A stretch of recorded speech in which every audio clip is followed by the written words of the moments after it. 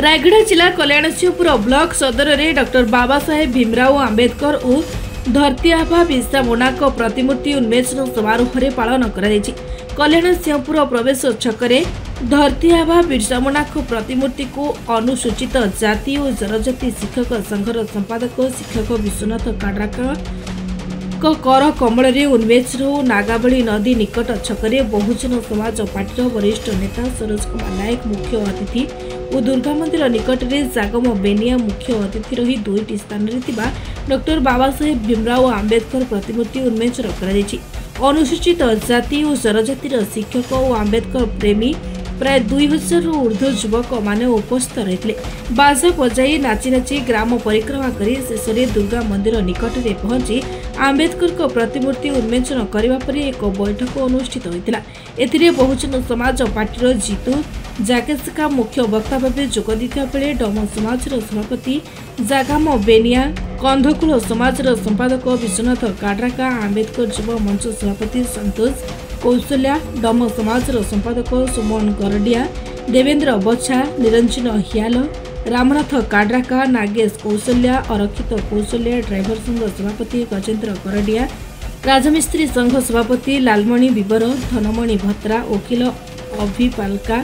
सुंदर राव बाग मंचासीन रही भारतीय संविधान प्रणेता ज्ञानर प्रतीक मानवतार मुक्तिदाता विश्वरत्न बुद्धिसत्व उपरे मत देते। यह कार्यक्रम को आंबेडकर युव मंच पक्षर आयोजन कर पुलिस और जवान उपस्थित रही शेष में सांस्कृतिक कार्यक्रम परिवेशन करते। आपण मैंने जानी बहुत खुशी है कि आज आम परम पूज्य बाबा साहेब डॉक्टर भीमराव आंबेडकर एवं भगवान बिरसा मुंडा दुई जनकर दुई महापुरुषंकर प्रतिमूर्ति आज केसिंगपुर जगह आम उन्मोचन आम कलु से गौरवान्वित एवं यही आम मेसेज देलु जे सारा देश आम केसिंगपुर कहतु रायगढ़ कहतु ओडिशा रे कहतु सारा देश में कहतु आज बहुजन समाज लोक जागृत हेले बहुजन समाज लोक धीरे धीरे शिक्षित होती एवं परम पूज्य बाबा साहेब जहाँ चाहूले एवं शहीद बिरसा मुंडा जहाँ चाहूले सही भारत वर्ष गठन करने आज आम आज शपथ नेलु जहाँ आशा करूँ आम समस्त टार्गेट थी प्रबल खरा को लेकिन आम 1000-2000 लोग टार्गेट करूँ अति कम 3000-4000 लोक केसिंगपुर खाली नुह आप कोलनारा कहतु काशपुर कहतु रायगढ़ कहतु आपणकर पाख आमर लांजीगढ़ ब्लॉक लोक आसी स्वतस्फूर्त भाव आसी जोगदेले बाबा साहेब आमर बिरसा मुंडा शहीद बिरसा मुंडा आदर्श को अनुप्राणित होती आम बहुत गौरवान्वित। आज दिन को आम अति कम 3 वर्ष है संघर्ष करूँ और यही केसिंगपुर किसी मनुवादी लोकों संगे जगह कहतु अनेक कथा कहतु आम संघर्ष कर आज आम जीत है जीत आम आमर परम पूज्य बाबा साहेब आमर बिरसा मुंडा को ही आम श्रेय कर जो बिरसा मुंडार प्रतिमूर्ति उन्मोचन करिसंती जो SC/ST शिक्षक महासंघ एवं हरिजन समाजर जो सभापति जगम बेनिया तांको आनुकूल्य रे डॉक्टर आंबेडकर जो प्रतिमूर्ति उन्मोचन करछंती एथिपाई मु तांको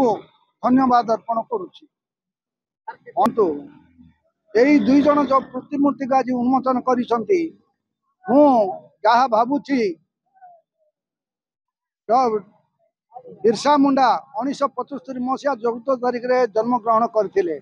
से दलित समाज पाई जो माने ब्रिटिश अमल रे स्वाधीनता पूर्व ब्रिटिश सहित लड़ाई करी तांकर जीवन प्रति जो जाति धर्म निर्विशेष रे जीवन देइथिले तांकर प्रतिमूर्ति को आज स्वाधीनता पर मते के मने पकई नथिले किंतु आज कल्याणसिंहपुर ब्लॉक रो ST/ST समाज ST/ST वर्ग ST/ST शिक्षक संघ एवं हरिजन समाज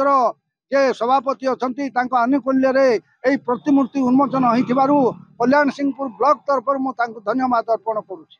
एवं मु सेतिपाई बहुत खुशी मने करुछि। कल्याणसिंहपुर बाबा साहेब प्रतिमूर्ति और भगवान बिरसा मुंडा गोटे प्रतिमूर्ति उन्मोचन समारोह होता खंडाबाजी रितेश सुना कंठशिल्पी तथा गीतिकार तो बहुत भल लगुच एठारे समस्ते उपस्थित होती और बाबा साहेब मिशन को आगे नेबाई समस्ते उत्साह आज उपस्थित। जय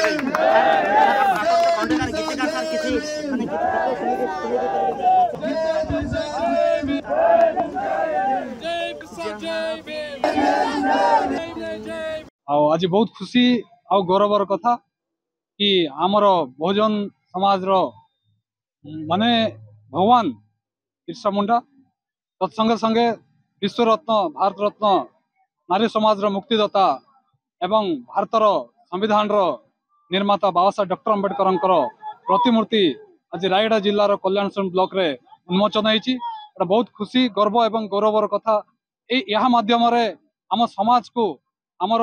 मूल निवासी बहुजन समाज इतिहास समस्त पाखे पहुंची पार एवं जो संघर्ष करी आम मान अधिकार देइछंती आम मानकर इतिहास जहाँ रही आज लोकलोचन को आसीबो घरे घरे पहुंचीबो जहाद्वारा कि आमर समाज रही जो अन्याय अत्याचार जहाँ भी होची समस्त मुकुलिया गोटे माध्यम एवं गोटे रास्ता एवं अधिकार मिलियो बोली आशा आम रखीचु जहाद्वारा कि आमर कल्याण सिंह तत्संगे संगे रायगड़ा जिलार हजार हजार लोक आज एठारे उपस्थित होती एवं यही सभा को उपभोग कर समाज जो महापुरुष मानक मनोवादी मान द्वारा जो लुचई रखा जाइतला से महापुरुष माने आज आग को आसुचंती आग को देखा जाउची एथरे आमे निश्चित भाव में बहुत आनंदित एवं बहुत खुशी आमर सभा आयोजन कर जिते भी सम्मानित अतिथि मुख्य वक्ता मान अछंती आमर इतिहास उपरे आमर समाज लोक माननकु विस्तृत भाव में जणैबे एवं तांको ज्ञान देबे। धन्यवाद। रायगढ़ मालेश कोचले रिपोर्ट निरपेक्ष।